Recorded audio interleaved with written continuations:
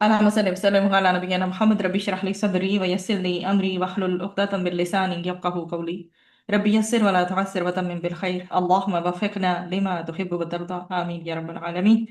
قال نمبر 19. أعوذ بالله من الشيطان الرجيم. وقال الذين لا يرجون لقاءنا لولا أنزل علينا الملائكة أو نرى ربنا. ये जी आपके सामने आई चल रही है।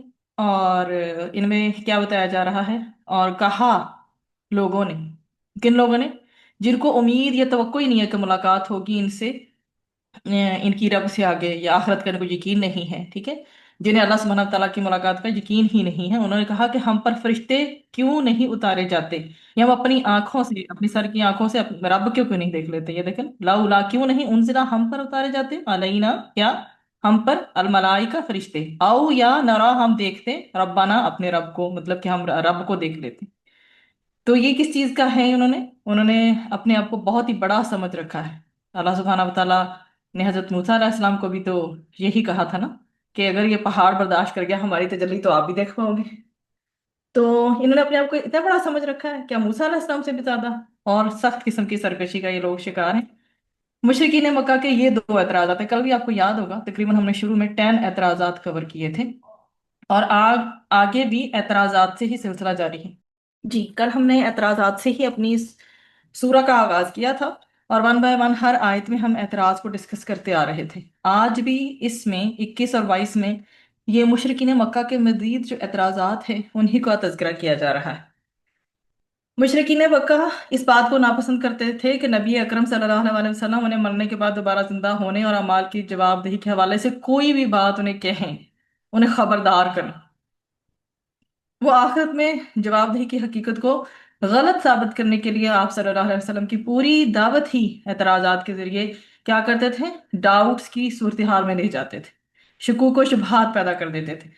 इनमें इन्होंने यही बात की जो मैंने आयत पढ़ी है शुरू में, अल्लाह फरिश्ते भेजकर हम पर बराह रास्त वही नाज़िल क्यों नहीं कर देता।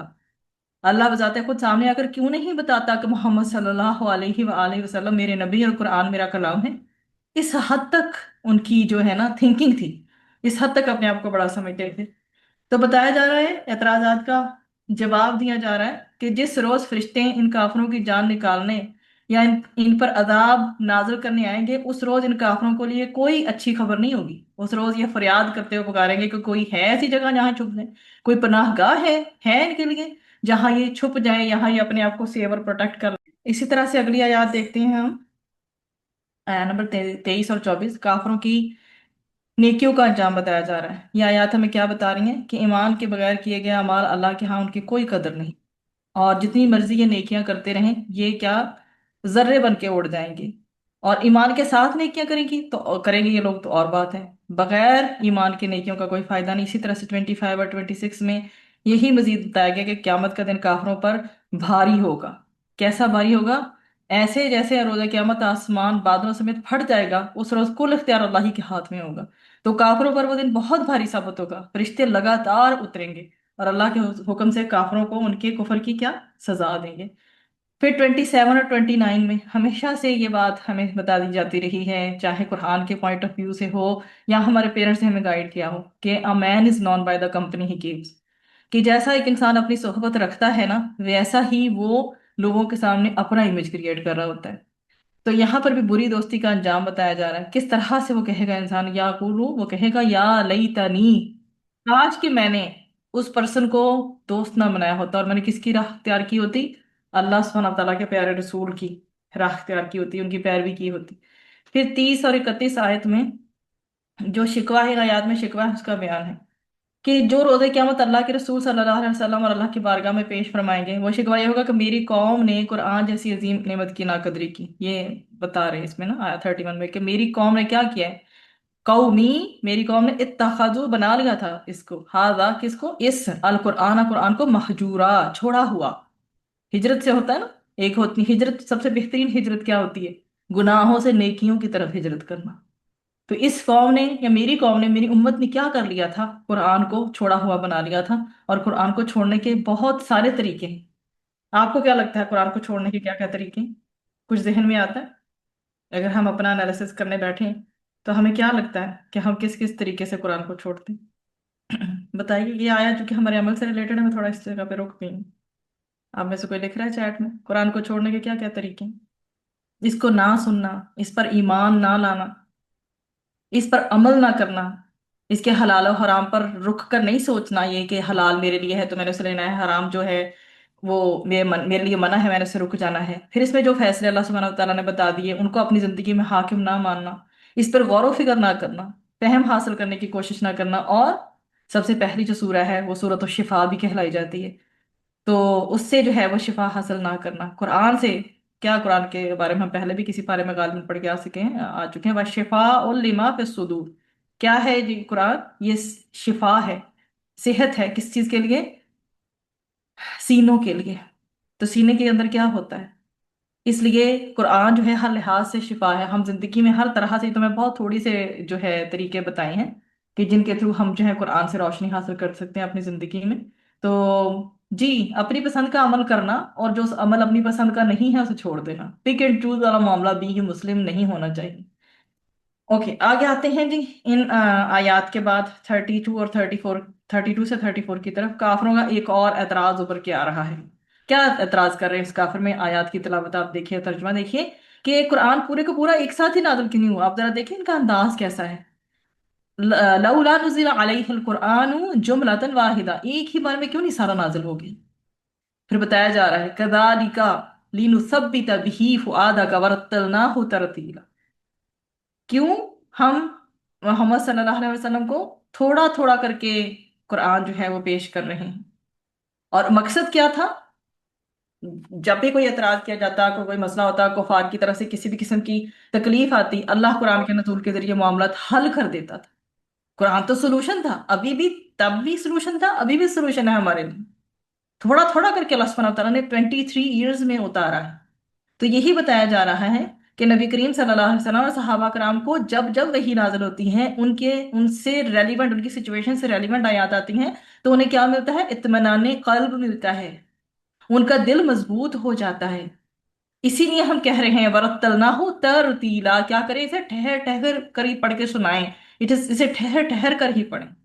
ठीक है। और ये कि एतराजा, ऐसे एतराजात जो हैं वो करने वालों बहुत जलील होंगे, ये बात भी अलग है कि जिस कदर वो एतराजात कर रहे हैं, और उनकी जुल्लत उस वक्त इंतहा को पहुंच जाएगी जैसे जैसे वो एतराजात कर रहे हैं, और औंधे मुंह अल्लाह सुब्हानहू व तआला फरमा रहे हैं कि घसीट कर जहन्नम की आग में उनको डाल दिया जाए।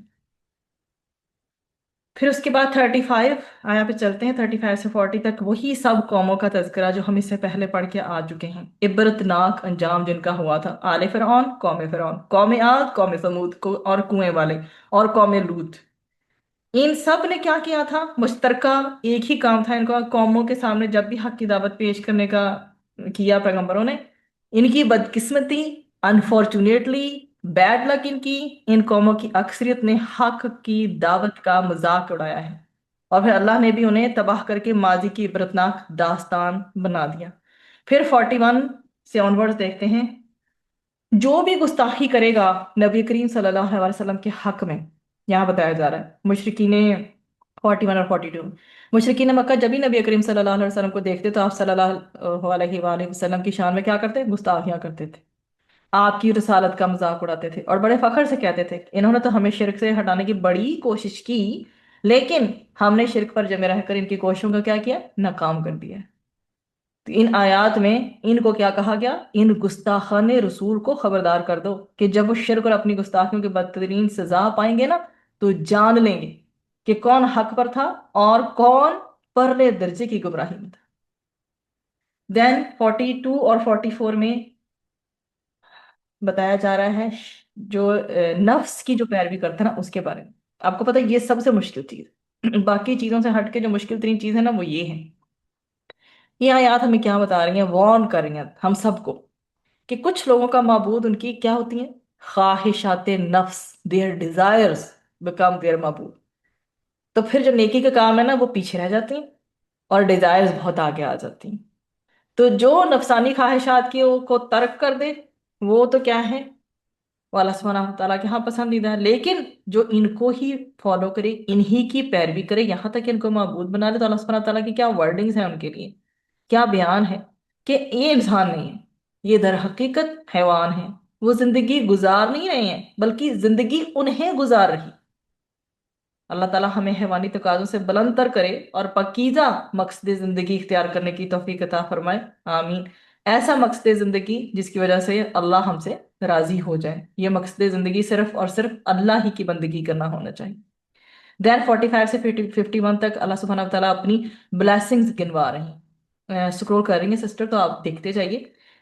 اللہ سبحانہ و تعالیٰ نے فرمایا سایہ، مد الظلہ، دھوپ، الشمس آپ کے سامنے، سورج، ٹھیک ہے، شمس آپ کے سامنے، دھوپ اور سورج، اور دن اور رات، نیند، ٹھنڈی ہوائیں، بارشیں، پانی اور پانی کی گردش، یہ سارا کچھ جو آپ کو فریش واٹر جو ہے انسان کو اور جتنی بھی دیگر مخلوقات ہے سب کو ملتا رہتا ہے، تو یہ کیسے آتا ہے؟ یہ سبحان اللہ سبحانہ تعالیٰ کی نعمتوں میں سے جو اللہ سبحانہ تعالیٰ عطا فرماتے ہیں۔ اور بدقسمتی اللہ سبحانہ تعالیٰ ساتھ ہی بیان کرتے ہیں انسانوں کی کہ اکثریت میجورٹی آف دیم ان نعمتوں سے استفادہ کر کے کام وہ کرتی ہے جو اللہ کو ناراض کرنے والے ہوتے ہیں، معاذ اللہ۔ اور انسانوں کی اکثریت کے بارے میں یہ تذکرہ کیا جا رہا ہے کہ وہ کیا ہے؟ احسان فراموش ہے۔ اللہ سبحانہ تعالیٰ اپنی نعمتوں کی ہمیں قدر کرنے کی توفیق دے، ہر نعمت کے ہر ذرے پہ اللہ سبحانہ تعالیٰ اس کا شکر ادا کرنے کی توفیق دے، اور وہ شکر بھی ایسا ہو جو ہماری زندگی کی نعمتوں کو بڑھا دے۔ اور آپ کو اگر میں کبھی بتاؤں، ابھی جسٹ ون لائنر یہ بات کروں کہ رزق کیا ہے، ہر وہ نعمت جو اللہ سبحانہ تعالیٰ نے مجھے اور آپ کو دے دی ہے نا، وہ ہمارا رزق ہے۔ بہت ڈیٹیلڈ جو ڈیفینیشن ہے وہ رزق کی ہے۔ تو اللہ سبحانہ وتعالیٰ ہمارے رزق کو کشادہ کرے۔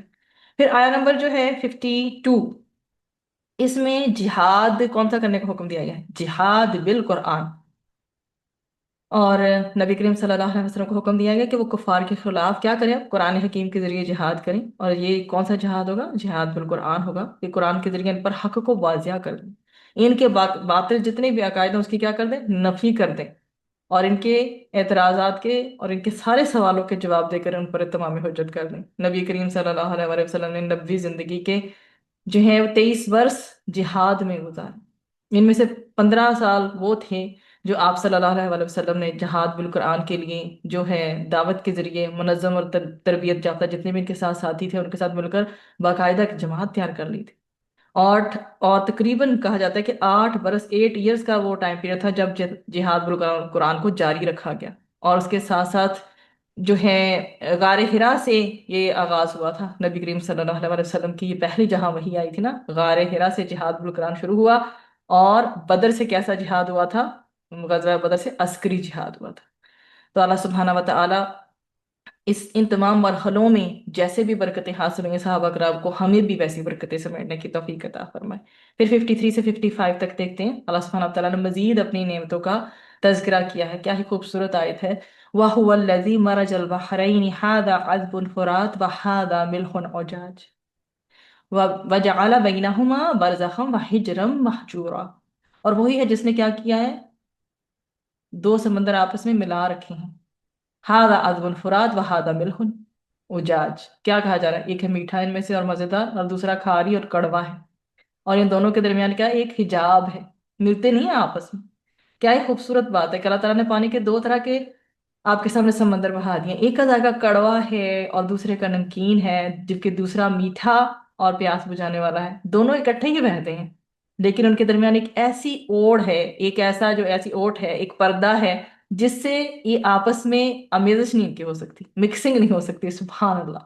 یہ کوئی اور ایسا کر سکتا ہے؟ کتنی دیر پانی کو روکے گا ایک سے دوسرے میں بننے سے؟ نہیں کر سکتا۔ یہ اللہ کی وہ تخلیق ہے، جیسے اب ہم اس دن دودھ کا بھی پڑھ رہے تھے کہ کن دو چیزوں کے درمیان سے ہمیں پیارا سا میٹھا سفید دودھ جو ہے وہ ملتا ہے۔ تو اللہ سبحانہ تعالیٰ بتا رہے ہیں کہ اللہ نے پانی ہی سے انسان کو تخلیق کیا ہے۔ وَهُوَ الَّذِي خَلَقَ مِنَ الْمَاءِ بَشَرًا فَجَعَلَهُ نَسَبًا وَصِهْرًا وَكَانَ رَبُّكَ قَدِيرًا۔ اللہ سبحانہ تعالیٰ بتا رہے ہیں انسان کو کس سے کیا ہے؟ پانی سے ہی انسان کو تخلیق کیا ہے، اور اس کی سہولت اور مدد کے لیے دو طرح کے اس کے رشتہ دار بنائے ہیں، ایک تو اس کے میکے والے، دوسرے اس کے سسرالی رشتہ دار، ٹھیک ہے؟ ایک وہ جو پیدائش کے سبب سے بنتے ہیں، اور دوسرے نکاح کی وجہ سے۔ تو یہ اللہ تعالیٰ کے احسانات نہیں ہیں تو پھر اور کیا ہیں؟ البتہ انسانوں کی اکثریت اس میں بھی احسان فراموش ہے، جب وہ ان رشتوں سے جان چھڑانا چاہتی ہے تو اس رشتے ایکچولی انسان کبھی بھی کوئی برا نہیں ہوتا، اس کی عادتیں بری ہوتی ہیں، لیکن ہم پھر لوگوں کے نام سے ان سے ہی چڑھنے لگتے ہیں۔ अल्लाह सुब्हानहू व तआला हमारे हाल पे भी रहम फरमाए और हमें हर तरह की मुश्किलात से निकाले। 56 से लेकर 60 तक जाते हैं। अल्लाह और उसके प्यारे रसूल सल्लल्लाहु अलैहि वसल्लम की जो है वो अजमत का बयान है इनमें, कि अल्लाह के रसूल सल्लल्लाहु अलैहि वसल्लम नेक लोगों को क्या कहते थे, बेहतरीन इनामात की खुशखबरियां देते थे, इसीलिए उनको कहा जाता था मुबश्शिरन। और गुनाहगारों को बुरे अंजाम से हमेशा खबरदार करते हैं, दैट्स वाई उनको क्या कहा गया, नज़ीरन, मुबश्शिरन व नज़ीरन, खुशखबरी देने वाला और डराने वाला। और उनका ये जो है, आप सल्लल्लाहु अलैहि वसल्लम करते क्या है, उसी अल्लाह की तस्बीह करते हैं जो जिंदा जावेद हस्ती है, तमाम इंसानों के अमाल से वाकिफ है। उसी ने क्या बनाया है? पूरी कायनात बनाई है। और इस कायनात का तन तनहा मालिक कौन है? वो भी अल्लाह सुब्हाना व तआला। कोई माने या ना माने, अल्लाह ताला तो बुलंदियों की मेराज पे है ही ना। तो ये बस यहाँ पे एंड में, यहाँ पे भी यही कहा गया कि ये मुशरिकीन मक्का की महरूमी है कि जब उन्हें कहा जाता है कि रहमान को सजदा करें, तो वो अल्लाह की रहमान वाली शान का ही इनकार कर देते हैं। और इन बदबख्तों की क्या होता है, सरकशी में फिर मजीद इजाफा ही होता चला जाता है। अल्लाह सुब्हाना व तआला हमको ऐसी हर किस्म की जाहलाना रविश इख्तियार करने से महफूज फरमाए, आमीन। फिर मजीद आगे आ रही हैं अल्लाह सुब्हाना व तआला की निशानियां, आया नंबर 61 और 62 में। अल्लाह सुब्हाना व तआला कहते हैं निशानियों पर गौर करो और क्या करो, अल्लाह सुब्हाना व तआला को याद करो और शुक्र अदा करो उसका। ऐ यज़्ज़करा औ अरादा शुकूरा। ठीक है, क्यों? अल्लाह सुब्हानहू व तआला ने सितारों से जगमगाता हुआ आसमान बनाया है, जलता हुआ सूरज, चमकता हुआ चांद, जो क्या कर रहे हैं, एक दूसरे का ताक़ुब कर रहे हैं। दिन रात अल्लाह की अजीम निशानियां हमारे सामने आती हैं। तो इन निशानियों पर गौर व फिक्र से क्या होता है, अल्लाह सुब्हानहू व तआला की मारिफत हासिल होती है। और अल्लाह सुब्हानहू व तआला की आयात पर गौर व फिक्र का हासिल जो है वो क्या होता है, या तो अल्लाह का जिक्र बढ़ा दिया जाए और साथ ही में अल्लाह ताला का जो है वो शुक्र बढ़ा दिया जाए। अल्लाह सुब्हानहू व तआला से दुआ है, इज्तिमाई दुआ करते हैं जो नबी करीम सल्लल्लाहु अलैहि वसल्लम ने गालिबन मुआज जो सहाबी थे उनको कही थी ये नसीहत, कि अपनी इस दुआ को हमेशा जो है करते रहना, अल्लाहुम्मा आइन्ना अला जिक्रिका व शुक्रिका व हुस्न इबादतिक। या अल्लाह ताला हमें अपने जिक्र, अपने शुक्र और अच्छी तरह से अपनी इबादत की तौफीक अता फरमा। अपने लिए खुद पढ़नी है, अल्लाहुम्मा या रब्बी आकिन्नी अला जिक्रिका व शुक्रिका व हुस्न इबादतिक। और अगर इज्तिमाई जैसे हम सब इकट्ठे हैं तो हम पढ़ सकते हैं अल्लाहुम्मा आकिन्ना अला जिक्रिका व शुक्रिका व हुस्न इबादतिक, आमीन। फिर आगे बहुत खूबसूरत आयात 63 से लेकर 67 तक अल्लाह सुब्हाना व तआला के जो महबूब बनते हैं उनकी 5 कैरेक्टरिस्टिक्स, 5 खूबियों का तज़किरा है। इतने आजिज हैं वो कि खुद को आका नहीं समझते। फिर अगर दावत व तबलीग के दौरान कोई उनसे उलझने की कोशिश करता है तो क्या करता है, बड़ी खूबसूरती से उनको सलाम कहकर गुजर जाते हैं, क़ालू सलाम। फिर तवील क्या करते हैं, वल्लज़ीना यबीतूना लिरब्बिहिम सुज्जदन व क़ियामा, वो तवील क़याम व सुजूद करते हैं और नमाज तहज्जुद का एहतमाम करते हैं। फिर वो अपने रब से मांगते रहते हैं, वल्लज़ीना यक़ूलूना रब्बना अस्रिफ़ अन्ना अज़ाब जहन्नम इन अज़ाबहा कान गरामा। और वो दुआ करते रहते हैं, हमारे परवरदिगार हमसे दोज़ख का अज़ाब हमसे परे ही रखना, दूर ही रखना। बेशक ये अज़ाब ऐसा है जो चिमट जाने वाला है। तो वो जहन्नम की हौलनाकियों पे ये लर्जा होते हैं। और इससे महफूज रहने के लिए अल्लाह की बारगाह में दुआएं ही दुआएं करते रहते हैं। और फिर उनकी बताई जा रही है बात कि वो माल खर्च करते हुए क्या करते हैं, मियाना रवि से काम करते हैं। क्या है, इदा अनफकू लम युसरिफू, जब वो खर्च करते हैं तो वो क्या नहीं करते, इसराफ नहीं करते। और क्या नहीं करते, दूसरी बात भी साथ ही बता दी, वलम यaqतुरु व काना बैन दालिका कवामा, दरमियान वाला रास्ता, बैना बैन बैन दरमियान वाला रास्ता इख्तियार करते, ना इसराफ, ना बखीली, ना कंजूसी। दे आर दरमियान का। और नबी करीम सल्लल्लाहु अलैहि वसल्लम का जो हमारे लिए स्लोगन ऑफ लाइफ है वो है भी यही, जिंदगी में हर काम में अगर मियाना रवि इख्तियार करोगे, एतदाल और मोतदर रहोगे, हर किस्म की परेशानियों से बच जाओगे। आय नंबर 68 से 71, यहाँ पर बताया जा रहा है कि जी बड़े जो बड़े गुनाह हैं उनसे तौबा कर लो। जैसे कि शिर्क है, बड़ा गुनाह है, कत्ले नाहक बहुत बड़ा गुनाह है, और जिना, तीनों बहुत बड़े गुनाह हैं। और इनके बारे में वार्निंग क्या दी गई है कि जिसने इनका इर्तिकाब किया वो सजा पाकर ही रहेगा, और रोज़े क़यामत उसकी सजा में क्या मजीद इजाफा कर दिया जाएगा। ये बेसिकली अजाब कब्र की तरफ इशारा है, और क़यामत से पहले उसे अजाब कब्र का सामना करना पड़ेगा। फिर रोज़े क़यामत मजीद बड़े अजाब यानी आतिश जहन्नम में जलना होगा। अलबत्ता सारा कुछ बताने के बाद अल्लाह सुब्हानहू व तआला ने क्या फरमाया, अगर इफ अगर कोई सच्ची तौबा कर ले तो सजा से बच जाएगा। सच्ची तौबा क्या है, کہ اللہ سے بڑی ہی ندامت کے اظہار کے ساتھ بخشش کی التجا کرے، اللہ کی طرف پلٹنے کے عزم کا اظہار کرے، اپنے اس ایمان کو پھر سے تازہ کرے جس میں کمی کی وجہ سے گناہوں میں ملوث ہوا۔ کسی بندے کا حق مارا ہے تو اسے راضی کر لیں، اور اب یہ سوچ لے کہ کچھ بھی ہو جائے اب اس نے ایک پاکیزہ زندگی ہی بسر کرنی ہے۔ ایسے لوگوں کی توبہ نہ صرف قبول کی جائے گی بلکہ ان کے نامہ اعمال میں برائیوں کی جگہ اللہ سبحانہ و تعالیٰ اچھائیاں تحریر فرما دے گا۔ ایسا کسی کا رب کسی اور ریلیجن میں ہو سکتا ہے؟ نہیں۔ تو آخر میں مزید اگر دیکھیں نا تو آخری جو پوائنٹ میں نے ذکر ابھی کیے ہیں اس میں ایک چیز ہے، یہ ابھی آپ کے سامنے 71 جو ہے آیت چل رہی ہے، وَمَن تَابَ وَعَمِلَ صَالِحًا فَإِنَّهُ يَتُوبُ إِلَى اللَّهِ مَتَابًا۔ اب بات ہے کہ سچی توبہ، زور اس بات پہ سچی توبہ اسی کی ہے جس کی زندگی توبہ کے بعد پھر پاکیزہ اور نیکیوں سے آراستہ ہو گئی ہو۔ زندگی کے رخ کا نیکیوں کی طرف پلٹ جانا کس چیز کی علامت ہے؟ توبہ کی قبولیت کی علامت ہے۔ ہمارے لیے مہینہ آ رہا ہے بہت خوبصورت، جس کی تیاری میں ہم روز بیٹھتے ہیں، وہ ہے رمضان المبارک کا مہینہ۔ اگر ہم نے یہ جاننا ہو کہ میرا جو رمضان ہے، میرے رمضان کی عبادتیں روزے اللہ نے قبول کر لیے یا نہیں، ایک ہی طریقہ ہے اس کو جانچنے کا کہ پورا سال ہم دیکھیں اس کے بعد کیسا گزر رہا ہے۔ مزید بہترین ہو گیا ہے عمل، ایمان، توکل کے اعتبار سے، عبادتوں کے اعتبار سے، اللہ کے قرب کے اعتبار سے، یا پھر واپس جیسے ہی ختم ہوا شوال کا چاند نظر آیا اور پہلا دن ہے تو وہی نارمل سچویشن پھر سے شروع ہو گئی۔ ہمیں تب دیکھنا ہوگا ہمارا رمضان قبول ہوا یا نہیں ہوا، ایسے ہی حج مبرور ہے۔ چلیں آگے بڑھتے ہیں۔ 72 سے لے کر 74 میں اللہ کے محبوب بندوں کی 4 صفات بیان کی گئی ہیں اور بہت ہی خوبصورت بیان کی گئی ہیں۔ کیا ہے؟ اللہ کے محبوب بندے جھوٹ بولنا تو درکنار کسی ایسی محفل میں موجودگی تک گوارا نہیں کرتے جہاں جھوٹ بولا جا رہا ہو یا جھوٹ پر مبنی کوئی معاملہ طے پا رہا ہو یا بات کی جا رہی ہو۔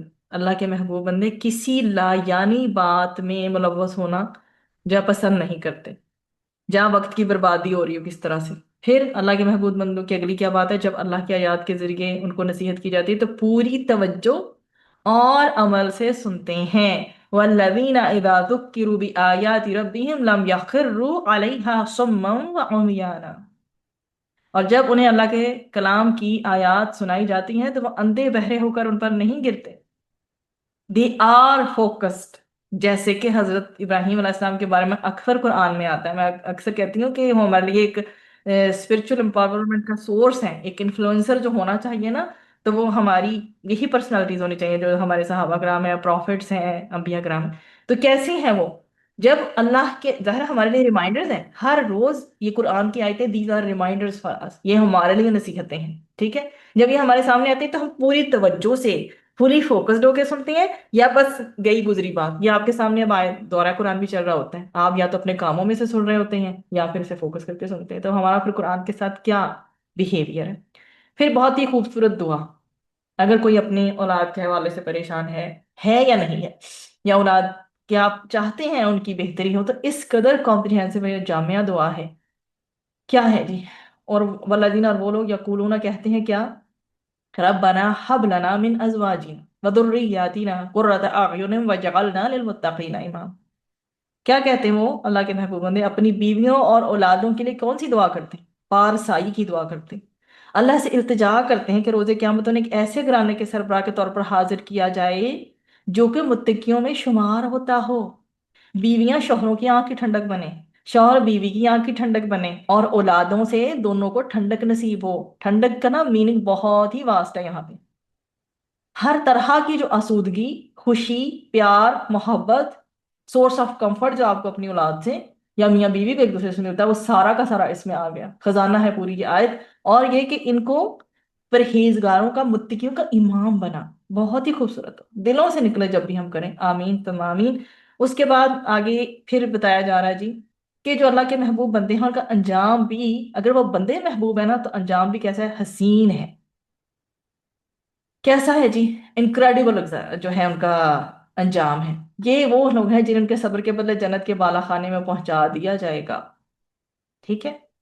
جہاں انہیں دعا اور سلام بھی پہنچایا جائے گا، خالدین فیہا، اس میں رہیں گے ہمیشہ۔ آپ کو جب بھی ملے گی نا آیت جنت کی، آپ دیکھیے گا خالدین، خالدون، اس طرح کی الخلد، یہ ضرور آپ کو ملے گا۔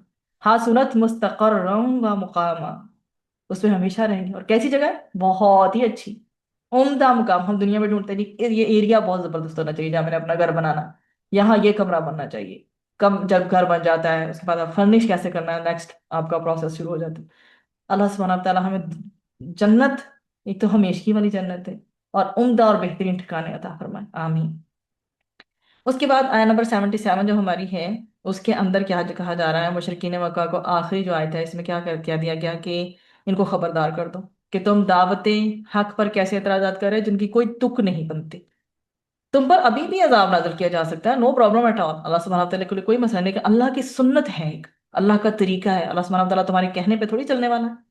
क्या तरीका है कि पहले दावत के तरीके अपने पूरा इत्माम हुज्जत करते हैं, अल्लाह ताला मैसेज पूरा कन्वे करते हैं, एक एक मैसेज की बात इंपॉर्टेंट तरीके पहुंचा देते हैं। जब इत्माम हुज्जत होने के बावजूद क्रिमिनल्स जो हैं वो तौबा नहीं करते, अपनी गलत किस्म की रवाई से बाज नहीं आते, फिर वो इंतजार करें उन अंजामों का, वो भी दर्दनाक किस्म के अदाब की फॉर्म में, उसका इंतजार करें, उसके लिए तैयार हो जाए फिर कि उन्हें पहुंच कर ही रहेगा। अल्लाह सुब्हानहू व तआला हमें हर किस्म की नाफरमानी से बचाए, अपनी खास रहमत के साथ रखे। सूरत शुअरा तादाद के एतबार से सबसे तवील अगर मक्की सूरा है ना, तो वो सूरत शुअरा है। इस सूरत के जो टॉपिक्स हैं उसमें मुशरिकीन मक्का पर जो हुज्जत तमाम की गई है ना, वो आखिरी हुज्जत का दर्जा रखते हैं। इसमें अल्लाह सुब्हानहू व तआला की कुदरतों का बयान है, और तकरीबन आपके सामने ये आया आएगी, इन्ना फी ज़ालिका लआया व मा काना अक्सरुहुम मुमिनीन व इन्ना रब्बका लहुवल अज़ीज़ुर रहीम। ये आयत तकरीबन इस पूरी सूरा में तकरीबन 8 टाइम्स, 8 बार आई है। यकीनन इसमें निशानी है और उनकी अक्सरियत ईमान लाने वाली नहीं है, और बेशक ए नबी सल्लल्लाहु अलैहि वसल्लम आपका रब जबरदस्त है, रहम करने वाला है। मुराद ये कि अल्लाह की निशानियां देखकर भी ईमान ना लाए तो अल्लाह बहुत ज़बरदस्त है, यानी फौरन अजाब दे सकता है। अलबत्ता वो रहीम है, इस्लाह के लिए हमेशा दरवाज़ा खुला छोड़ता है।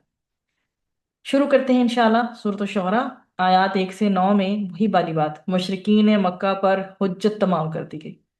10 से लेकर 191 तक मुजरिम मुजरिम कौमों की दास्तानें हैं, जो कि हम पहले भी पढ़ के आ चुके हैं अल्हम्दुलिल्लाह, और आज मुख्तसरन देखेंगे। 192 से लेकर 227 तक अजमत कुरान का बयान है। 1 से 4 में देखते हैं, नबी करीम सल्लल्लाहु अलैहि वसल्लम की दिलजोई की जा रही है कि मुशरिकीन के हाल पर अफसोस करने की ज़रूरत नहीं है। आपकी तसल्ली के लिए यह है कि अगर अल्लाह चाहे तो ऐसा मौजज़ा दिखा दे कि तमाम लोग ईमान लाने पर मजबूर हो जाए, लेकिन वो अल्लाह को ईमान वो मतलूब है जो बिलगैब हो। अल्लाह ताला किसी को जोर जोर जबरदस्ती ईमान पर नहीं लाना चाहता। फिर आया नंबर 5 से लेकर 9 तक वही, कि ये अजाब से दो चार होंगे क्योंकि ये मुजरिमाना रविश में हैं, कि ये जो है मान कर नहीं देने वाले। जिस तरह अल्लाह जमीन को मुर्दा होने के बाद दोबारा जिंदा करता है, इसी तरह इन्हें मरने के बाद दोबारा जिंदा करेगा, और आखिरत के शदीद अजाब का फिर इनको मजा सिखाएगा इनके बिहेवियर की वजह से। 10 से लेकर 17 तक वही वाली बात है जो हमने हजरत मूसा अलैहिस्सलाम की। जब हजरत मूसा अलैहिस्सलाम पर नबूवत का ज़हूर हुआ था तो उन्हें हुक्म दिया गया था कि जाकर मिस्र में फिरौन को तौहीद की दावत दें, और बनी इसराइल को आज़ाद करने का मुतालबा करें। हज़रत मूसा अलैहिस्सलाम ने अल्लाह की बारगाह में अर्ज़ किया कि फ़िरौन की कौम का एक आदमी कत्ल खता की सूरत में मेरे हाथों मारा गया है, मुझे अंदेशा कि वो मुझसे इंतकाम लेंगे, लिहाजा मेरे साथ भाई हारून अलैहिस्सलाम को रिसालत से सरफराज करके भेजा जाए। तो अल्लाह ने ये दरख्वास्त मंजूर फरमाई थी। फिर दोनों भाइयों को अपनी मदद की यकीन दहानी के साथ फ़िरौन के पास जाने का हुक्म दिया। 18 से लेकर 22 तक फ़िरौन ने ताने दिए थे हज़रत मूसा अलैहिस्सलाम को, फिर उनका जवाब भी दिया जा रहा है। जब दावत हक पेश कर दी तो उसने ताना दिया कि हमने अपने महल में तुम्हारी परवरिश की, लेकिन तुमने एहसान फरामोशी की है, तुमने हमारे ही एक आदमी को कत्ल कर दिया। हज़रत मूसा अलैहिस्सलाम ने जवाब में इरशाद फरमाया कि ये मुझसे कत्ले खता हुआ था, जबकि मैं अभी हक की तलाश में था। अब अल्लाह ने मुझे हक से आगाह फरमाकर नबूवत से सरफराज फरमा दिया है, मेरी माजी की खता को मुआफ भी कर दिया अल्लाह सुब्हानहू व तआला ने। अलबत्ता अपनी गिरबान में झांको, तुम मुझ पर परवरिश का एहसान धर रहे हो, तुमने मेरी पूरी कौम को गुलाम बना रखा है। ये जवाब सुनकर फिरौन ने फौरन गुफ्तगू का मौजू बदल दिया, फौरन टॉपिक चेंज करता है। क्या कहता है 23 से लेकर 33 तक ये कॉन्वर्सेशन चल रही है ना दोनों की। क्या कहता है, फिरौन ने पूछा कि तमाम जहानों का रब कौन है? हजरत मूसा अलैहिस्सलाम ने जवाब दिया कि वो होती जो तमाम आसमान और जमीन का रब है वो अल्लाह है। यानी जमीन का मशरकी हिस्से का भी रब वही है तो मगरबी हिस्से का रब भी वही है। پھر زمین پر موجود تمام انسانوں کا رب بھی وہی ہے، ان تمام انسانوں کا بھی جو دنیا سے جا چکے ہیں ان کا بھی، اور جو دنیا میں موجود ہیں۔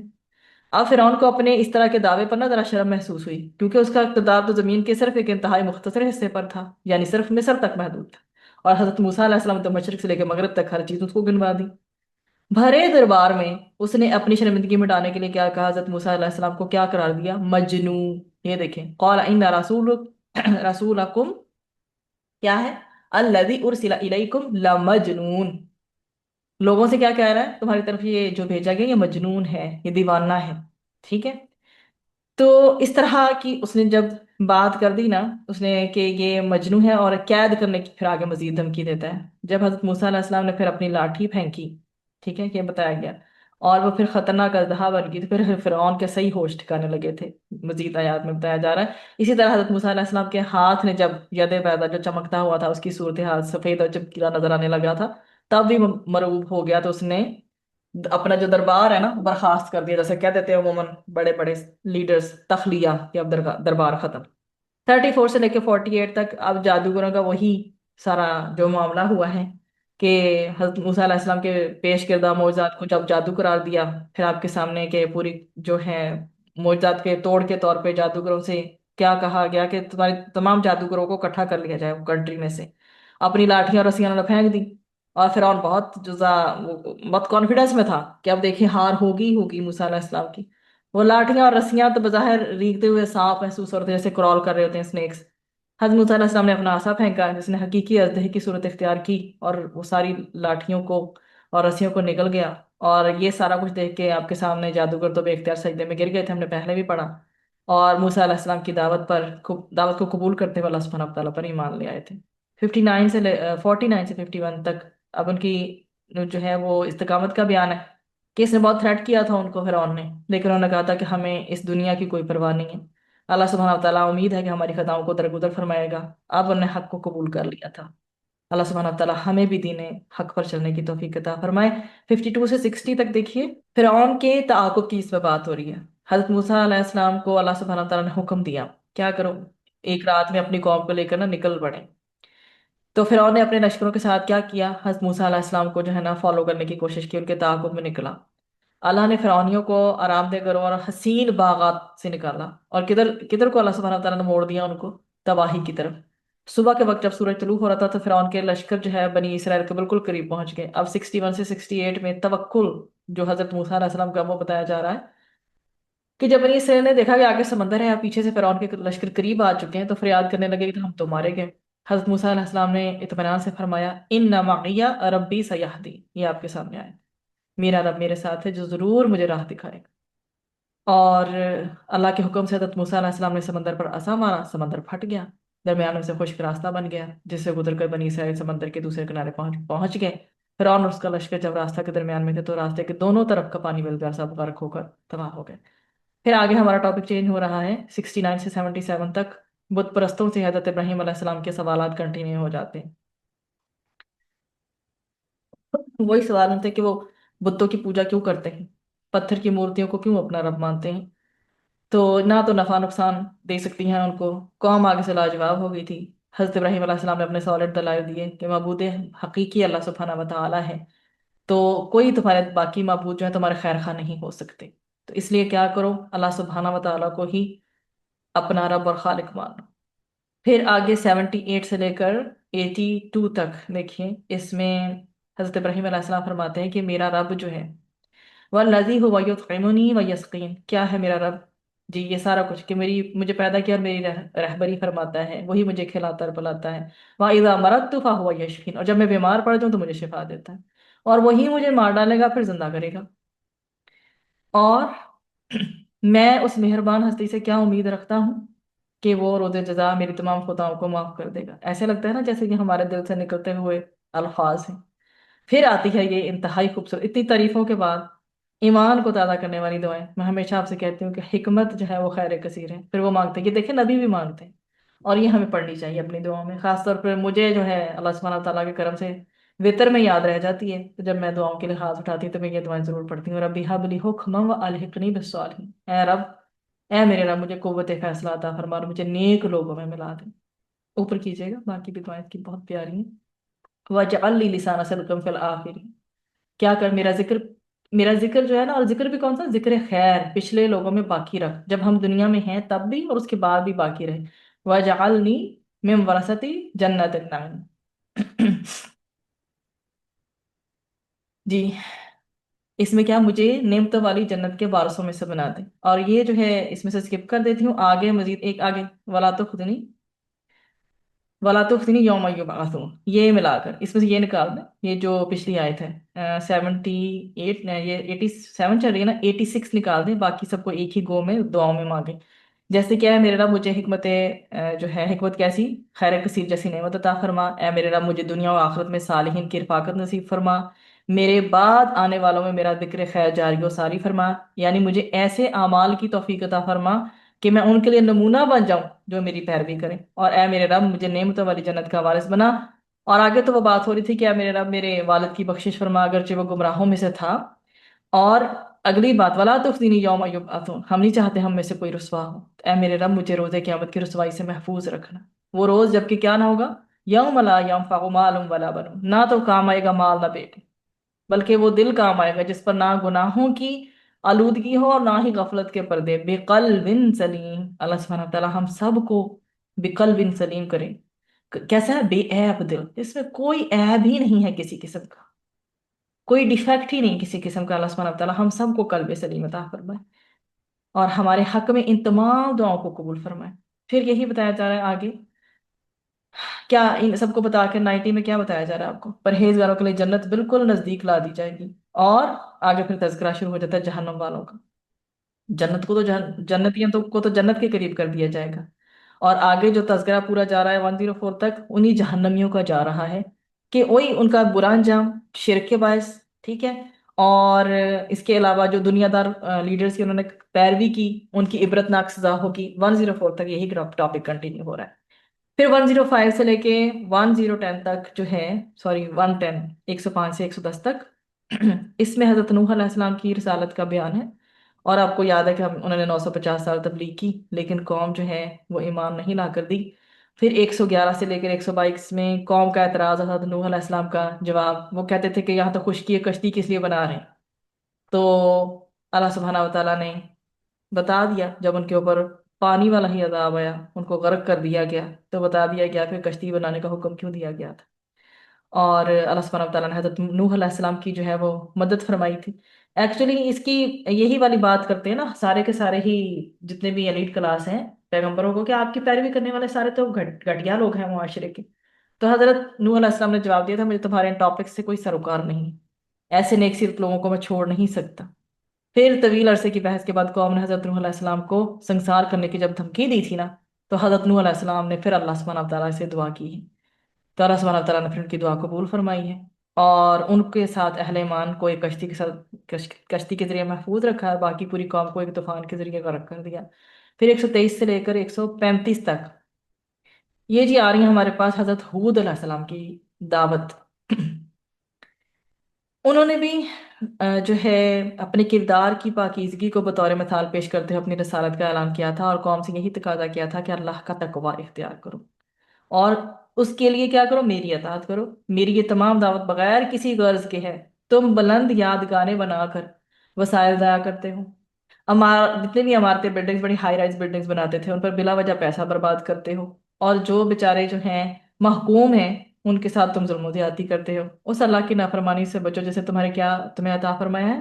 तुम्हें बेटे भी दिए हैं, तुम्हें मवेशी भी अता फरमाए हैं, तुम्हें हसीन बागात दिए हैं और उन्हें पानी के चश्मे भी बहा दिए हैं तुम्हारे साथ लिए। अगर तुम अपनी नाफरमानियों से बाज ना आए, इन्नी अखाफ अलैकुम अज़ाब यौमिन अज़ीम। कितनी वाज़ेह। अब अल्हम्दुलिल्लाह हमें कुरान से जुड़े इतने साल हो गए, ये तो लगता है हमें उर्दू तो उसका हक ही नहीं अदा कर रही थी जितनी हमारे दिल पे जाके आयात का टेक्स्ट अरबिक वो भी स्ट्राइक कर रहा होता है। अगर तुम अपनी नाफरमानियों से बाज ना आए, तो फिर मुझे तुम पर एक बड़े दिन के अदाब के आने का खौफ। लेकिन वही कौम की हट धर्मी, वी विल सी फ्रॉम आया 136 टू 140, वही कौम की हट धर्मी है। हकारत से रद्द किया है, अकड़ कर कहा है हमें नसीहत करो या ना करो, हम पे कोई असर नहीं होने वाला। अल्लाह अकबर, हम पर कोई अजाब नहीं आएगा। Complete negation. माजी में भी कौमों को ऐसी धमकियां दी जाती रही, आखिरकार फिर क्या होता है, अल्लाह का अजाब ना भड़क उठता है, भड़क उठता है। اور اللہ نے انکار کرنے والی تمام مجرم قوموں کو کیا کیا؟ ہلاک کر دیا۔ پھر وہی 141 سے 152 میں حضرت صالح علیہ السلام کے حوالے سے انہوں نے بھی دعوت دی اپنی قوم کو کہ دیکھو، میرا آج تک دیکھیں ہر نبی کی جو ہے نا پرسنالٹی بہت پاکیزہ تھی، اور سب سے پہلے وہ اپنا پیش کرتے تھے کہ میرے کردار کی سچائی تم لوگوں کے اوپر واضح ہے، میں اللہ کا رسول ہوں، میری اطاعت کرو، اللہ کی نافرمانی سے بچو، اور ساتھ میں یہ ضرور کہتے تھے میں تم سے کسی اجر کا سوال نہیں کرتا۔ غور کرو، کیا تم ہمیشہ ان دنیا کی نعمتوں سے استفادہ کرتے رہو گے؟ خوبصورت باغات ہمیشہ رہیں گے تمہارے پاس، ٹھنڈے چشمے تمہیں ہمیشہ ہی ملتے رہیں گے، you can enjoy all the time, طرح طرح کی فصلیں تمہیں مل رہی ہیں، تمہیں ملائم کھجوریں مل رہی ہیں، پہاڑوں کو تراش تراش کر تم بڑے ہی کمفرٹ زون والے گھر بناتے ہو؟ نہیں، یاد رکھو، تمہیں اللہ تعالیٰ کو ایک دن ان نعمتوں کا کیا دینا ہے؟ حساب دینا ہے۔ تو باز آ جاؤ، کیا کرو؟ اللہ کی بندگی کرو، زمین میں فساد مچانے والوں کی پیروی مت کرو۔ پھر حضرت صالح علیہ السلام کی قوم کا تکبر بتایا جا رہا ہے، بیہیویئر، ایروگینس بتائی جا رہی ہے 153 سے 159 تک۔ حضرت صالح علیہ السلام کی قوم یعنی قوم سمود نے حضرت صالح علیہ السلام کی دعوت کو اتنے ایروگینٹلی تکبر سے رد کیا ہے نا، اور ان کی بشریت پر، ان کے انسان ہونے پر بھی اعتراض شروع کر دیا۔ انہوں نے بھی ان کو دیوانہ ہی کہہ دیا اور سحر زدہ قرار دے دیا کہ جادو جو ہے اس کا، ان کے جادو زدہ ہو گئے۔ تو ان سے وہی والی بات، معجزہ، آپ بھی معجزہ لا کے دکھائیں۔ تو اللہ سبحانہ و تعالیٰ نے نشانی کے طور پر ایک پہاڑ سے ایک زندہ اونٹنی برآمد کر دی۔ حضرت صالح علیہ السلام نے قوم کو آگاہ کیا کہ یہ اللہ کی اونٹنی ہے، لہذا اس کے کھانے اور پینے میں رکاوٹ نہ ڈالنا۔ ان کو کون سا کمی تھی؟ باری لگی ہوئی تھی، ایک دن قوم کی باری تھی، ایک دن اس کی باری تھی۔ تو یہ اونٹنی ہے، ہادھی ناکا لہا شرب ولکم شرب، تمہارے لیے بھی ہے پانی، اس کے لیے بھی ہے، باری لگی ہوئی ہے۔ تو کیا ہے؟ پانی پینے کی ایک باری اس کی، اور ایک مقررہ دن کی باری پانی پینے کی تمہاری۔ جیسے ٹن بائی ٹن ہم زندگی میں کرتے ہیں، اور بچوں کو بھی سکھاتے ہیں جب تمہاری ٹرن آئے گی نا بیٹا یہ کر لینا، صحیح، اور خود بھی اپنی ٹرن کا ویٹ کرتے ہیں۔ الیکشن میں سارے ایک ہی دم سارے ووٹ تو نہیں ڈالتے نا، باری باری جا کے ڈالتے ہیں۔ تو اللہ سبحانہ و تعالیٰ کے پیارے پیغمبر حضرت صالح علیہ السلام نے قوم کو وارن کیا، دیکھو اس اونٹنی کو نا جو ہے بری نیت سے ہاتھ لگایا نا تو مارے جاؤ گے۔ قوم نے اونٹنی کو کر دیا ہلاک۔ اچھا، اس کے بارے میں نا بہت ڈیٹیلڈ ریفرنس ہے۔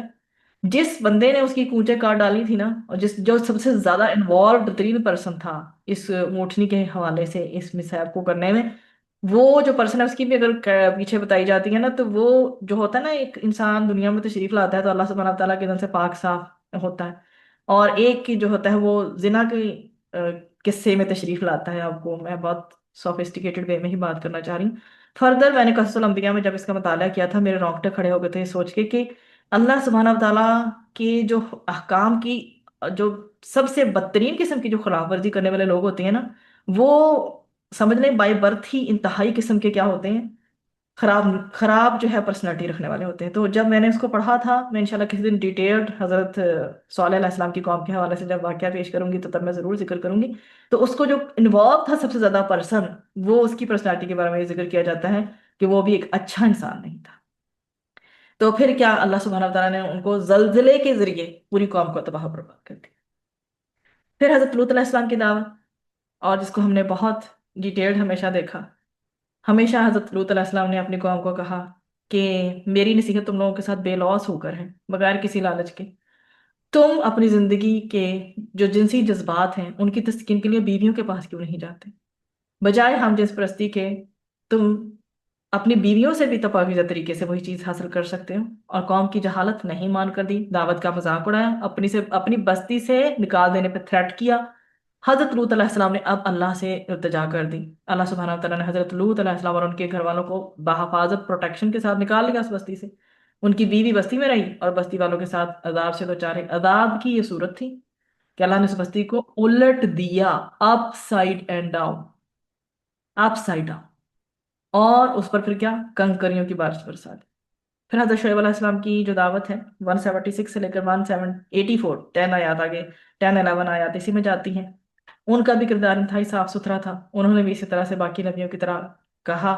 ان کی قوم کا مسئلہ یہ تھا کہ ناپ تول میں کمی کرتے تھے اور زمین میں نافرمانیاں کرتے پھرتے تھے۔ اللہ سبحانہ و تعالیٰ کے پیارے نبی حضرت شعیب علیہ السلام کی دعوت کا انہوں نے بھی انکار کیا، انہوں نے بھی یہی الفاظ استعمال کیا، آپ جادو زدہ ہیں، اور بشر قرار دیتے ہوئے نا انہوں نے کہا آپ بشر ہیں، اللہ کے بندے ہیں۔ تو ہم آپ کی رسالت پہ یقین نہیں کرتے، ہم پر آسمان کو گرا دو ورنہ ہم سمجھیں گے تم جھوٹے ہو۔ ان کی حالت دیکھیں ڈٹائی کی کیا ہے، اگر تم سچے لوگوں میں سے ہیں نا فَاسْقِطْ عَلَيْنَا، گرا دو ہم پر، کِسَفًا مِّنَ السَّمَاءِ إِن كُنتَ مِنَ الصَّادِقِينَ، گراؤ ہم پہ آسمان کے ٹکڑے، ہمیں یقین ہو کہ تم نبی ہو۔ اللہ اکبر۔ پھر کیا ہوا، اللہ نے ان کو بھی، منکرین حق جو ہیں ان کو بھی پھر سزا، ایک ایسے دن کا عذاب آیا ان کے اوپر، یہ ان کا عذاب بھی دیکھیں ذرا۔ فَكَذَّبُوهُ فَأَخَذَهُمْ عَذَابَ يَوْمِ الظُّلَّةِ إِنَّهُ كَانَ عَذَابَ يَوْمٍ عَظِيمٍ، سائبان والے دن کے عذاب نے پکڑ لیا۔ کیسا عذاب آیا، سیاہ بادلوں نے پورے ماحول کو تاریک کر دیا تھا۔ آگے بھی مزید اس کی ڈیٹیلز ہیں انشاءاللہ ہم پھر کبھی دیکھیں گے۔ آگے 192 سے لے کر، بلکہ 196 ہے ہماری، 196 سے لے کر 195 تک جاتے ہیں۔ اس میں قرآن الفاظ جن الفاظ کے ساتھ نازل ہو اس کی خوبصورتی بتائی گئی ہے اس میں، کہ قرآن حکیم کی آیات واضح کر رہی ہیں کہ اللہ کا کلام ہے۔ حضرت جبرائیل علیہ السلام نے اللہ کے حکم سے نبی کریم صلی اللہ علیہ وآلہ وسلم کے قلب مبارک پر نازل کیا ہے۔ یہ نزول جو ہے الفاظ کا، یہ نزول الفاظ کے ساتھ اور واضح عربی زبان میں ہوا ہے تاکہ نبی کریم صلی اللہ علیہ وآلہ وسلم اس کے ذریعے لوگوں کو کائنات کے اصل حقائق سے آگاہ کر دیں، یہ اس میں بتایا گیا۔ اور اس کے ساتھ ساتھ یہ بھی بتایا گیا اس میں کہ آیات جو ہیں اگلی کتاب جو آ رہی ہیں 196 سے لے کر 197 کے جو بھی جتنی پرانی آسمانی کتابیں بھی تھیں قرآن کی عظمت کے حق میں دلیل دیتی ہیں، جتنی بھی پریڈکشنز تھیں پہلے وہ قرآن کریم کے نزول کی پیشن گوئیاں جتنی بھی تھی سابقہ آسمانی کتابوں میں بھی اللہ سبحانہ وتعالیٰ نے جو ہے عطا فرما دی تھی۔ یہی وجہ ہے کہ بنی اسرائیل کے حق پرست علماء بھی جو ہے قرآن مجید کے کلام اللہ ہونے پر، اس کی تعلیمات کے برحق ہونے پر گواہی دیتے ہیں۔ پھر 198 سے 209 تک دیکھیں کہ ایک مجرمانہ روش کے حوالے سے بتایا گیا۔ یہ روش ہے کہ کوئی بھی جو قومیں گزری ہیں جن کے تذکرے آج ہم پڑھ کے آئے ہیں، واضح نشانیاں آنے کے باوجود اللہ کی کتابوں پر ایمان نہیں لاتی، پھر کیا ہوتا ہے، عذاب سے دوچار ہوتے ہیں۔ اگر اہل مکہ کے سامنے کوئی اجمی بولنے والا نبی آ کر واضح عربی میں قرآن پیش کرتا تو بھی وہ ایمان نہ لاتے۔ پھر جس طرح ماضی میں ایسی مجرم قوموں پر عذاب آیا، اسی طرح ان مکہ والوں پر بھی عذاب آ کر رہے گا۔ اب یہ فریاد کریں گے کہ کاش ہمیں مہلت مل جائے، البتہ جب عذاب آ جائے تو پھر مہلت نہیں دی جاتی، ہاں عذاب آنے سے پہلے بار بار خبردار ضرور کیا جاتا ہے۔ پھر 210 سے لے کر 212 میں جو یہ مشرکین مکہ بہتان لگا رہے تھے نبی کریم صلی اللہ علیہ وسلم پر کہ کاہن ہیں، شیاطین جن جو ہیں ان پر قرآن کو لے کے اترتے ہیں، ان آیات میں اس بہتان کی نگیشن کی گئی ہے، نفی کی گئی ہے کہ شیاطین کے لیے ممکن ہی نہیں کہ وہ قرآن لا سکیں، کیونکہ وہ تو قرآن کی سماعت سے ہی محروم کر دیے گئے۔ جب وہ وہی حاصل کرنے کی کوشش کرتے ہیں تو آپ کو پتہ ہے کہ کس طرح سے انہیں پھر جو ہے وہاں سے بھگا دیا جاتا ہے۔ پھر 213 سے لے کے 220 میں نبی کریم صلی اللہ علیہ وسلم سے خصوصی خطاب کیا گیا ہے کہ ان کے ساتھ، مشرکین کے ساتھ کسی بھی صورت آپ نے کمپرومائز نہیں کرنا۔ اپنے قریبی رشتہ داروں کو آخرت میں ہونے والے حساب کتاب کے حوالے سے آپ ہمیشہ وارن کرتے رہیں، اپنے ساتھیوں کے ساتھ شفقت سے پیش آئیں، اگر کوئی نافرمانی کرے تو اس کی تربیت کے لیے ضرور آپ سرزنش کریں، آپ ضرور اسے وارن کریں اور اسے صاف صاف کہہ دیں کہ میں بری الذمہ ہوں۔ پھر توکل کیجئے اس رب پر جو ہر وقت آپ صلی اللہ علیہ وآلہ وسلم پر کیا رکھتا ہے، نظر کرم رکھتا ہے۔ وَتَوَكَّلْ عَلَى الْعَزِيزِ الرَّحِيمِ الَّذِي يَرَاكَ حِينَ تَقُومُ، آپ صلی اللہ علیہ وسلم تہجد میں قیام کرتے ہیں نا، تو اللہ سبحانہ وتعالیٰ فرماتے ہیں کہ وہ آپ کو دیکھتے ہیں۔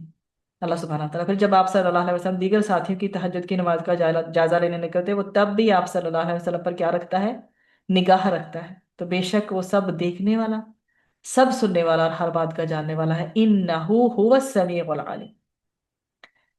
پھر ایسا کیسے ہو سکتا ہے کہ جب اللہ سبحانہ وتعالیٰ نبی کو بتا رہے ہیں اور آیات ہمارے لیے ہیں، اسپیشلی بتا ان کو رہے ہیں، تو ہماری کسی بھی ایک لمحے کی جو موومنٹ ہے اللہ سبحانہ وتعالیٰ سے غافل نہیں ہے، اللہ تعالیٰ جانتے ہیں ہم کس وقت کیا کر۔ پھر اگلی آیات ہماری 221 سے لے کر 223 تک جائے گی کہ یہ جو کاہن لوگ ہیں یہ پرلے درجے کے جھوٹے اور مکار ہوتے ہیں، وہ ہر قسم کے گناہوں پر، جو ہر قسم کے گناہوں میں ملوث ہوتے ہیں، ایسے لوگوں پر شیاطین جو ہے نا جن نازل ہوتے ہیں اور سنی سنائی باتیں ان تک پہنچاتے ہیں۔ یہ باتیں بھی زیادہ تر کیا ہے، جھوٹی خبروں میں مشتمل ہوتی ہیں۔ تو نبی کریم صلی اللہ علیہ وسلم جیسے اعلیٰ اخلاق اور کردار کی حامل ہستی کو کاہن قرار دیتے ہوئے یہ غور تو کریں کہ کتنی بڑی بات ہے جو وہ کر رہے ہیں۔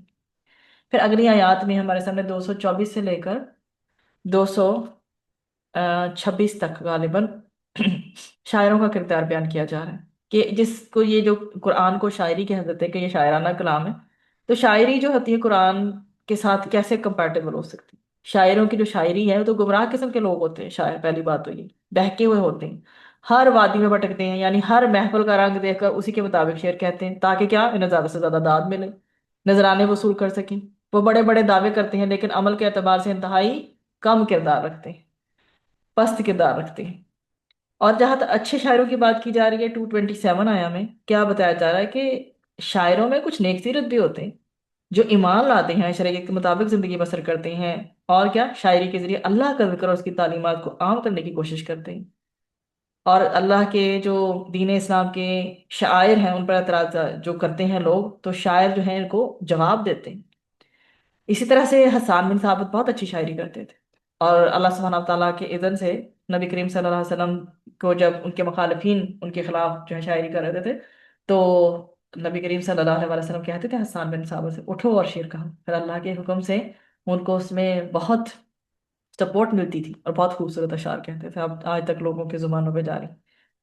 تو یہ بتا دیا گیا کہ جو جن کا باطن برا ہوتا ہے اسلام کے شاعر پر وہ لوگ اعتراض کرتے ہیں یا ان کا مذاق اڑاتے ہیں، انہیں عنقریب اللہ سبحانہ تعالیٰ کیا کرے گا؟ ان کو ایسی سزا دے گا کہ ان کو اپنی حرکات کا خمیازہ بھگتنا پڑے گا۔ پھر سورہ نمل شروع ہو جاتی ہے ہمارے پاس، اس میں اللہ سبحانہ تعالیٰ کی قدرتوں کا بیان ہے۔ آیا نمبر 1 سے لے کر 6 تک بتایا گیا ہے کہ قرآن کریم ایک واضح کتاب ہے، اور اس میں وہی میسج ہے جو ہمیں سورۃ البقرہ کی شروع کی آیات میں ملتا ہے، ویسا ہی ملتا جلتا میسج ہے۔ مومنوں کے لیے ہدایت ہے جو نماز قائم کریں، زکوٰۃ دیں، اور کیا بالخصوص آخرت کے واقعہ ہونے پر یقین رکھیں۔ اس کے برعکس جو لوگ آخرت پر ایمان نہیں رکھتے ان کے لیے دنیا کی عارضی سہولتیں جو ہوتی ہیں، عارضی سہولتیں فیسلٹیز جو ہوتی ہیں، وہ ان کے سامنے مرغوب کر دی جاتی ہیں، تو پھر روز قیامت ان کے لیے بدترین عذاب ہوگا جو ایسا کر رہے ہیں۔ سب سے زیادہ خسارے میں یہی لوگ ہوں گے۔ ان حقائق سے وہ ہستی اللہ سبحانہ تعالیٰ کی ذات جو ہے سب کو آگاہ کر رہی ہے، جو کہ بہت حکیم اور کامل علم رکھنے والی ہے۔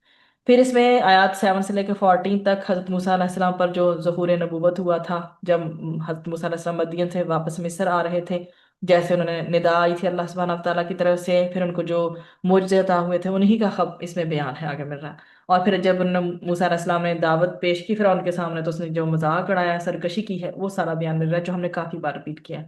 ہاں البتہ 15 سے لے کر 19 میں نئی چیز آ رہی ہے، وہ کیا ہے؟ وہ حضرت سلیمان پر اللہ کا فضل۔ اس میں اللہ سبحانہ وتعالیٰ نے حضرت داؤد علیہ السلام اور حضرت سلیمان علیہ السلام پر 15 سے 19 تک جائیں گے ان پر فضل اس کے حوالے سے یہاں بتایا جا رہا ہے۔ اللہ نے علم کی دولت عطا کی، پھر بار بار اپنا شکر ادا کرنے کی توفیق ان دونوں کو عطا فرمائی۔ حضرت سلیمان علیہ السلام کو ایسے لشکر عطا کیے جس میں انسانوں کے علاوہ جنات اور پرندے بھی شامل تھے، پھر انہیں پرندوں اور حشرات الارض کی بولیاں بھی سمجھنے کی صلاحیت عطا فرمائی گئی۔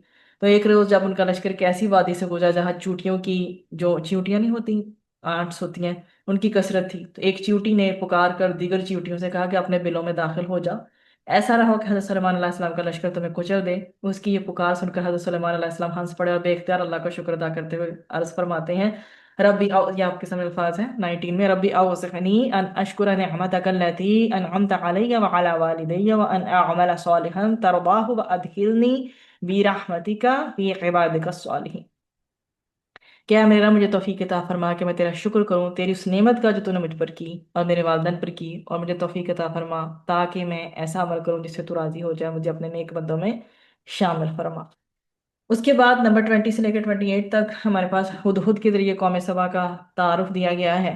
حضرت سلیمان علیہ السلام کے لشکر میں ایک پرندے کی زبان سے یمن میں آباد قوم سبا کا تعارف ہے۔ حضرت سلیمان علیہ السلام نے ایک روز اپنے لشکر کا جائزہ لیا تو دیکھا کہ ہدہد بغیر رخصت کے غائب ہے۔ انہوں نے فرمایا کہ اگر کوئی پراپر ایکسکیوز اس کے پاس نہ ہوا تو اسے سزا دی جائے گی۔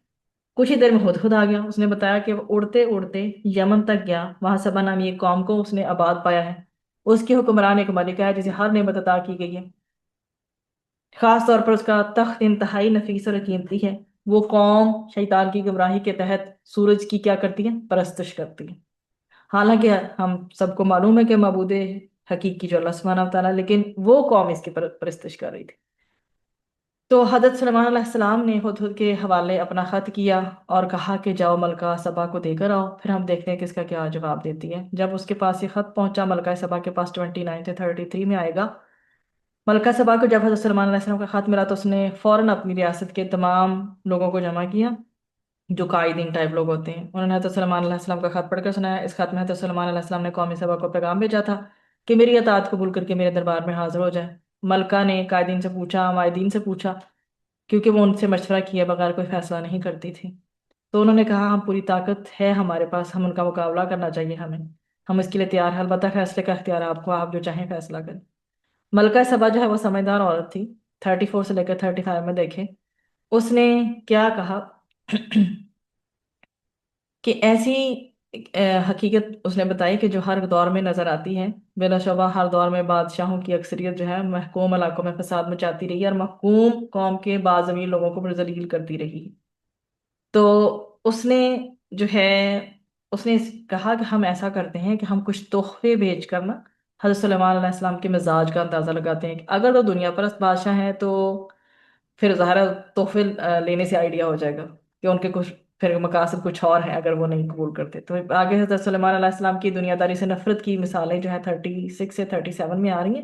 وہ غضبناک ہوئے ان قیمتی تحائف پر کہ دنیا داری کی طرف ان کو راغب کیا جا رہا ہے، انہوں نے ملکہ کے بھیجے تحائف واپس لوٹا دیے اور ملکہ کے قاصد سے کہا کہ ہم عنقریب ایسے لشکروں سے تمہاری ریاست پر حملہ آور ہوں گے جن کا مقابلہ کرنا تمہارے لیے ممکن نہیں ہوگا۔ 38 سے 41 حضرت سلیمان علیہ السلام پر اللہ کا انعام بتایا گیا ہے کہ حضرت سلیمان علیہ السلام نے اپنے مصاحبین سے کہا کہ تم میں سے کون ملکہ کی سب سے قیمتی شے یعنی کہ اس کے تخت کو ملکہ کے یہاں آمد سے قبل اٹھا کر لا سکتا ہے۔ افریت نامی جن نے کہا کہ میں آپ کے دربار برخاست کرنے سے پہلے پہلے یہ کام کر دوں گا۔ ایک اور بزرگ نے کہا جسے اللہ نے خاص علم دے رکھا تھا، عرض کیا کہ میں یہ کام مطلب پلک جھپکتے میں کر سکتا ہوں۔ اس نے ایسے ہی کر دیا۔ حضرت سلمان علیہ السلام نے اللہ کی نعمتوں کا شکر ادا کیا، اللہ کے اذن سے سب ہو رہا تھا۔ اب انہوں نے ملکہ کی ذہانت کا امتحان لینے کے لیے حکم دیا کہ ملکہ کے تخت میں کچھ تبدیلیاں کر دو تاکہ ہم دیکھیں کہ ملکہ اب واقعی میں اپنا تخت پہچان بھی لیتی ہے کہ نہیں۔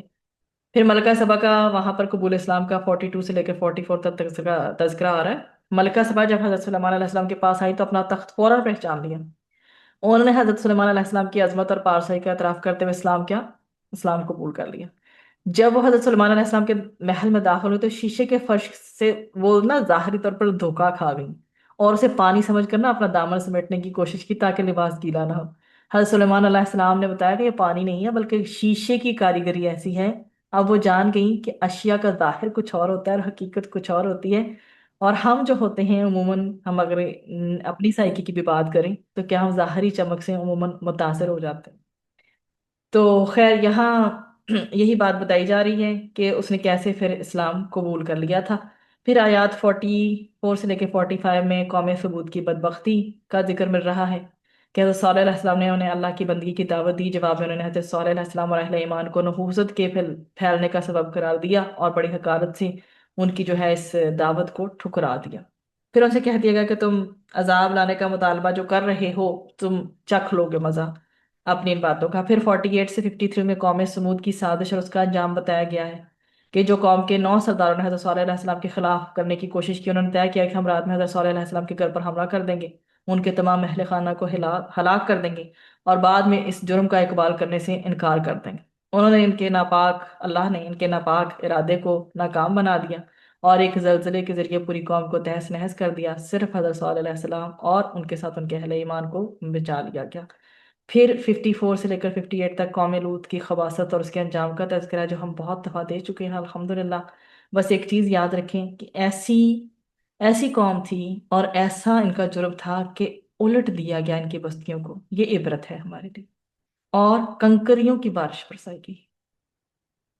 پھر آیت نمبر لاسٹ آیا ہماری 59۔ اس آیت میں اللہ کی قدرتوں کا بیان ہے اور اللہ سبحانہ و تعالیٰ کی حمد اور اس کے چنے ہوئے بندوں یعنی انبیاء کرام پر سلامتی کی بشارت کی جا رہی ہے، اور اس کے بعد ساتھ ساتھ مشرکین کو دعوت دی جا رہی ہے کہ غور و فکر کر لو۔ ایک طرف اللہ ہے جو ہر خوبی اور کمال کا پیکر ہے، دوسری طرف تمہارے تراشے ہوئے لاچار اور بے یار و مددگار معبود۔ خود ہی فیصلہ کر لو کون بہتر ہے، بے شک اللہ ہی بہتر ہے جس کے برابر نہ کوئی ہوا نہ کوئی ہے اور نہ کوئی ہو سکتا ہے۔ سبحان ربک رب العزت عما یصفون وسلام علی المرسلین والحمد للہ رب العالمین۔